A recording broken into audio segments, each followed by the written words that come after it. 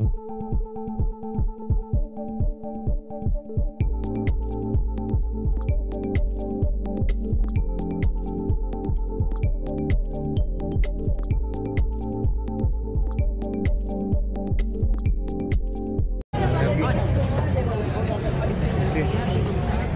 Yuyun sama Bang Niko mungkin bisa diceritakan, jelasin agenda hari ini di Polda.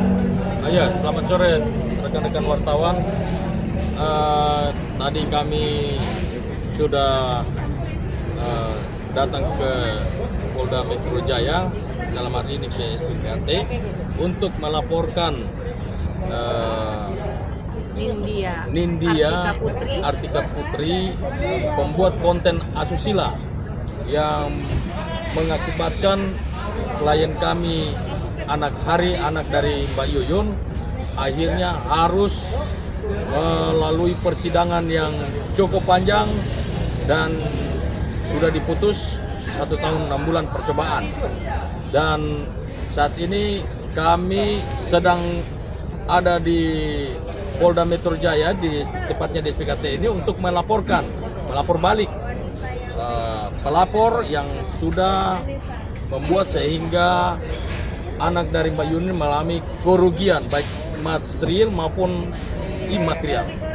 Jadi kami laporkan terkait asusila, Undang-Undang ITE pasal 27 ayat 1 dan Junto pasal 45 ayat 1.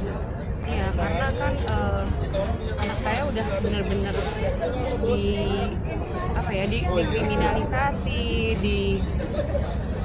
perlakuan tidak manusiawi dari si pelapor tersebut, bukan hanya dari si pelapor, dari para oknum gitu kan. Jadi ya kenapa gitu loh, justru yang pembuat dan juga penyebar tidak diproses. Maka itu saya mencari keadilan dan saya datang untuk melaporkan.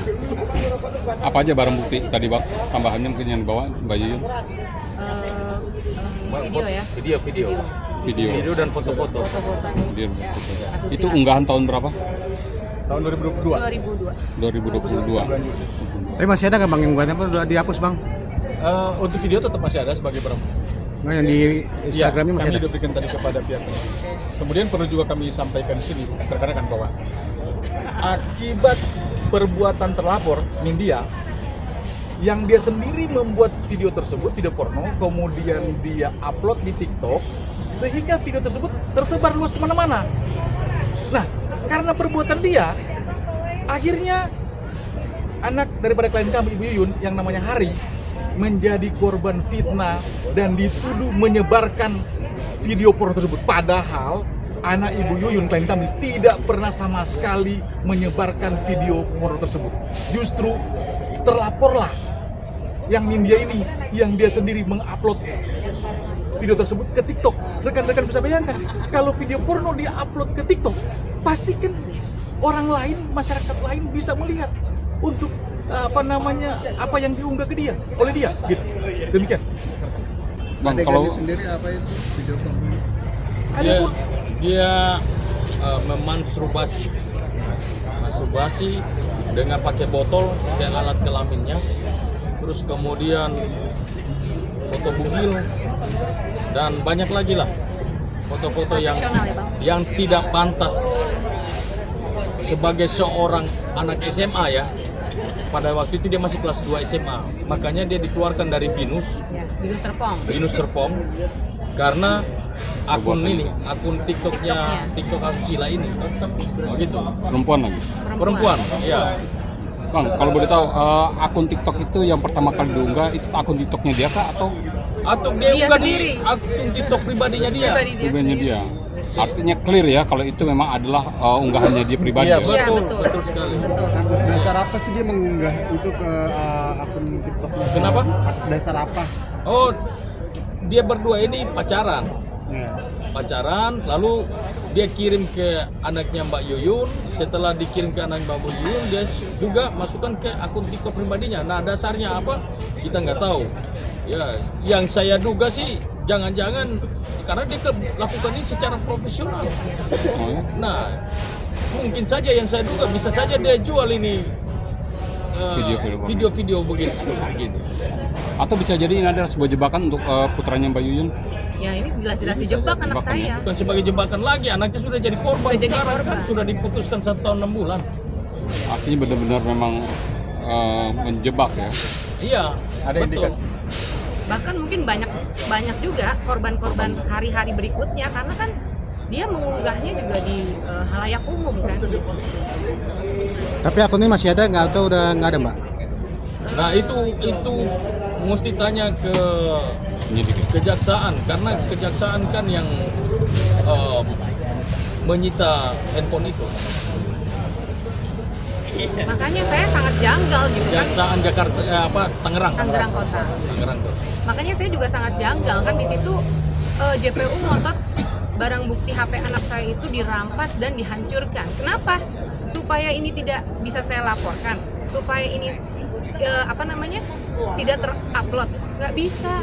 Justru yang mengakunya korban tapi justru adalah pelaku gitu loh. Anak saya yang korban di sini gitu loh. Apalagi mungkin orang tuanya ini tahu gitu. Berarti kan sebenarnya harusnya saya laporkan orang tuanya juga. Karena kenapa? Orang tuanya berusaha untuk menjebak dengan menggunakan video asusila anaknya. Itu gitu loh. Jadi anak saya benar-benar sangat dirugikan gitu loh. Kemudian orang tua dari telapor ini, mereka menuduh anak daripada klien kami, Ibu Yuyun, setelah mereka putus pacaran. Tadinya mereka pacaran. Setelah putus, lalu kemudian mereka melakukan fitnah tadi, melapor hal-hal yang tidak dilakukan oleh anak Ibu Yuyun. Nah ini kan perbuatan yang betul-betul hanya berdasarkan asumsi saja. Dan mirisnya lagi itu diterima oleh pihak aparat penegak hukum dan itu diproses secara hukum dan sampai dari persidangan dan itu diputus. Ini yang kami sebagai lawyer, saya Bang Niko keberatan akan cara-cara seperti ini dilakukan oleh para aparat penegak hukum. Iya. Polres dalam hal ini Polres Suta ya yang menyidik perkara itu dari awal. Jadi laporan datang tanpa ada barang bukti, sudah datang ke sekolah anaknya Mbak Yuyun 15 orang. Ini cuma seorang anak SMA kelas 2, datang 15 orang seakan-akan anak ini seperti seorang teroris. Bahkan mereka sampai menginap lagi di sekolahan anaknya Mbak Yuyun ini. Seharusnya jangan datang ke sekolahan begitu. Itu kan mental anak-anak di situ nanti terganggu. Psikisnya terganggu melihat polisi datang begitu banyak. Nggak boleh, itu undang-undang melarang itu datang di sekolahan begitu. Ini bukan teroris, datang dengan rame-rame begitu 15 orang lagi. Jangan seperti itu. Kan ada cara ya Bang ya. undang-undang yang perlindungan anak. mengatur semuanya ini, ya kan? Seperti Pak Kapolri bilang bahwa scientific crime investigation itu kan harus Ya. pasal KUHP 184 itu kan harusnya waktu ada laporan dia berikan dulu surat panggilan pertama, panggilan klarifikasi, setelah itu panggilan kedua, panggil ketiga, kalau nggak datang dijemput paksa. Seperti itu. Ini Bukan tidak begitu laporan datang terus langsung datang ke sana terus langsung bilang kamu jadi tersangka, langsung dibawa, nanti sudah sampai di Polres baru barang bukti diambil. Ini kasusnya ya seperti Peggy begitulah. Jadi ada intimidasi menurut Pak Lawyer nih Pak ya? Ya jelas. Iya, Jelas intimidasi. Jelas. Intervensi. Terus kemudian di situ ada kriminalisasi dan pembunuhan karakter. Saya juga sudah melapor jaksa penuntut umumnya ini ke oknum jaksa penuntut umum ini ke Jamwas, dan kami akan lapor juga ke Komisi Judisial tentang putusan hakim ini. Saya minta supaya putusan ini harus dieksaminasi.